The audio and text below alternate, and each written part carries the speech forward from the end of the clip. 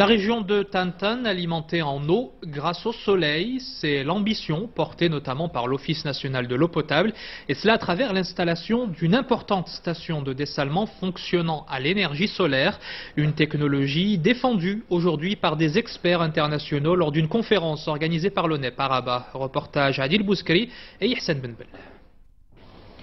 Le dessalement d'eau de mer devient impératif, particulièrement pour les zones du sud du Maroc. C'est ainsi que depuis 1976, plusieurs actions ont été entreprises, notamment la création d'unités de traitement dans les provinces du sud. La ville de Laayoune dispose de la plus grande station de dessalement en Afrique. Cette installation peut traiter 7000 mètres cubes par jour, mais les coûts de production restent cependant très onéreux. Conscient de ce fait, l'ONEP ne cesse de concentrer ses efforts pour trouver des solutions moins coûteuses. Suite à notre nouvelle vision du développement durable, nous avons décidé de développer des techniques de dessalement de l'eau de mer adossées à l'énergie solaire. Nous avons demandé à l'Union européenne de soutenir ce projet. Les études sont en cours par des experts étrangers et marocains.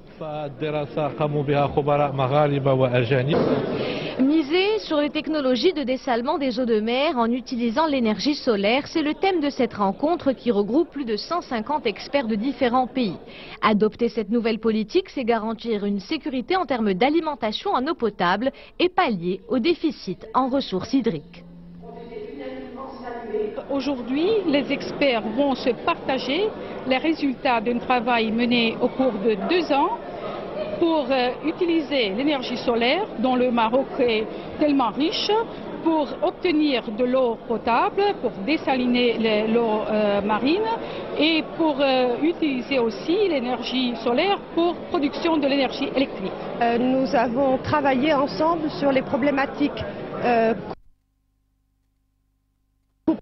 Ces questions seront interdépendantes à l'avenir et tous les moyens de produire de l'eau à partir du dessalement adossé à différents types d'énergie, pas que les énergies conventionnelles classiques, mais surtout l'énergie solaire, sont à développer. Dessaler, c'est prendre de l'eau de mer qui contient naturellement 35 grammes de sel par litre et séparer via différentes techniques pour produire de l'eau douce. À l'issue de cette rencontre, la région de Tantan a été choisie pour abriter un projet pilote, une nouvelle station de dessalement d'une capacité de 9000 mètres cubes par jour. L'objectif de cette réalisation étant de couvrir les besoins en eau potable de cette région qui jouit d'un important potentiel solaire.